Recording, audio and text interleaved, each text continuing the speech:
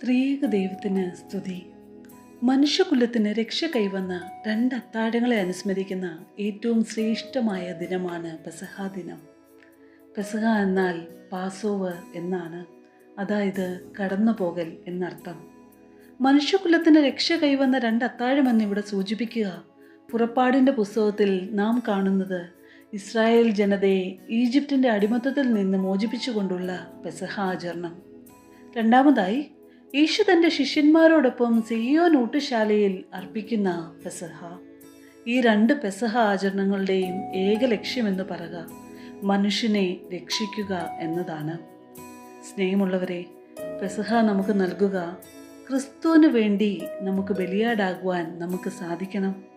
നമ്മുടെ ജീവിതത്തിലെ തിന്മകളെ ഇല്ലായ്മ ചെയ്യുക, ക്രിസ്തു നമുക്ക് നൽകിയ ആ സ്നേഹത്തിൻ്റെ ഭോജനമാകുന്ന വിശുദ്ധ കുർബാനയെ നമ്മുടെ ഹൃദയത്തിലേക്ക് സ്വീകരിക്കുവാനും വിശുദ്ധ കുർബാനയുടെ സ്നേഹത്തിൻ്റെ പ്രകടനം നമ്മുടെ ജീവിതത്തിലൂടെ മറ്റുള്ളവർക്ക് പകർന്നു കൊടുക്കുവാനും നമുക്ക് കഴിയണം.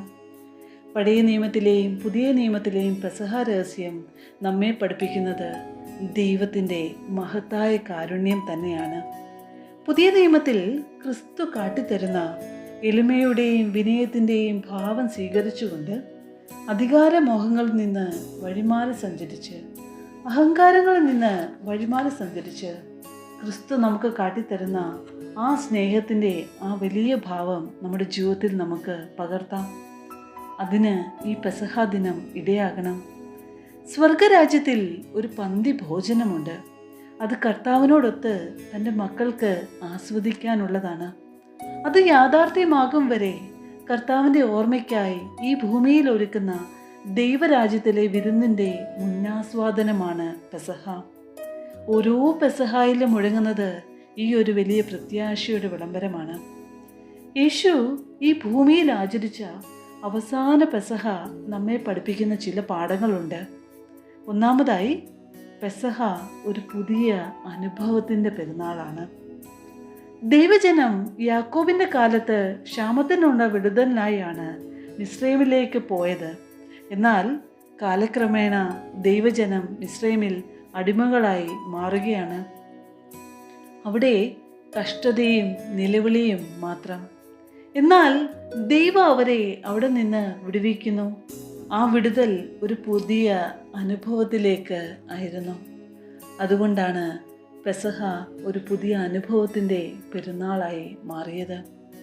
രണ്ടാമതായി, പെസഹ ഒരു പുതിയ ബന്ധത്തിൻ്റെ പെരുന്നാളാണ്. അടിമത്തത്തിൽ നിന്ന് പുതിയ അനുഭവത്തിലേക്ക് പ്രയാണം ചെയ്തവർ ഒരു പുതിയ ബന്ധത്തിലേക്ക് പ്രവേശിക്കുകയാണ്. ഇത് ഒരു ഉടമ്പടി ബന്ധമാണ്, മറ്റാർക്കും ലഭിക്കാത്ത ഒരു പുതിയ ബന്ധം. കർത്താവിൻ്റെ പെസഹായിലേക്ക് നോക്കൂ. യേശു പെസഹ ദിനത്തിൽ ഒരു പുതിയ ഉടമ്പടി ഉണ്ടാക്കി. പാനപാത്രം കയ്യിലെടുത്ത് യേശു പറയുന്നു, ഇത് അനേകർക്ക് വേണ്ടി പാപമോചനത്തിനായി ചൊരിയുന്ന പുതിയ നിയമത്തിനുള്ള എൻ്റെ രക്തം. സ്നേഹത്തിൻ്റെ ഉടമ്പടി ബന്ധം സ്ഥാപിക്കപ്പെട്ടത് യേശു കർത്താവിൻ്റെ ഈ ഭക്ഷണമേശയിലാണ്. സ്വന്തം ജീവൻ വരെ ദാനം ചെയ്യുവാൻ മനസ്സുള്ളതായ സ്നേഹം. മാത്രമല്ല, യേശു കർത്താവ് തൻ്റെ ശിഷ്യരുടെ കാലുകൾ കഴുകുകയും തുവർത്തുകയും ചെയ്യുന്നു. ഒറ്റിക്കൊടുക്കും എന്നുറപ്പുള്ളവൻ്റെ വരെ കാലുകൾ കഴുകുകയാണ്. ഈ കഴുകലിൻ്റെ അർത്ഥം എന്താണ്? നമ്മുടെ ഇടയിൽ വലിയവനില്ല, ചെറിയവനില്ല, നേതാവില്ല, പ്രജയില്ല, ശത്രുവില്ല, മിത്രമില്ല. ഇതൊരു പുതിയ ബന്ധമാണ്. യജമാനൻ ദാസനാവുന്നു, ദാസൻ സ്നേഹിതനാവുന്നു. പെസഹ ഒരു പുതിയ ബന്ധത്തിൻ്റെ പെരുന്നാളാണ്. മൂന്നാമതായി, പെസഹ ഒരു പുതിയ പ്രത്യാശയുടെ പെരുന്നാളാണ്. യേശു കർത്താവ് പറയുന്നു, എൻ്റെ മാംസം തിന്നുകയും എൻ്റെ രക്തം കുടിക്കുകയും ചെയ്യുന്നവന് നിത്യജീവനുണ്ട്. ഞാൻ ഒടുക്കത്തെ നാളിൽ അവനെ ഉയർത്തെഴുന്നേൽപ്പിക്കും. ഓരോ പെസഹായിലും മുഴങ്ങുന്നത് ഈ ഒരു വലിയ പ്രത്യാശയുടെ വിളംബരമാണ്. അതുകൊണ്ട് പ്രിയപ്പെട്ടവരെ, നമ്മുടെയൊക്കെ ലക്ഷ്യം സ്വർഗീയ നാടായിരിക്കണം. കർത്താവിനോടൊപ്പം സ്വർഗത്തിൽ അവൻ്റെ വിരുന്നുമേശയിലിരിക്കുന്നതിനെക്കുറിച്ചുള്ള ഒരു പ്രത്യാശ. മാത്രമല്ല, ആ വലിയ വിരുന്നിൻ്റെ പ്രീ ടേസ്റ്റാണ് ഇവിടെ ഒരുക്കിയിരിക്കുന്നത് എന്ന ബോധ്യവും നമുക്കുണ്ടാകണം. അതുകൊണ്ട് പെസഹ ഒരു വലിയ പ്രത്യാശയുടെ ഉത്സവമാണ്. ഓരോ വിശുദ്ധ പെസഹയും ദൈവരാജ്യ ദർശനത്തിലേക്ക് നമ്മെ നയിക്കുന്നതായിരിക്കണം.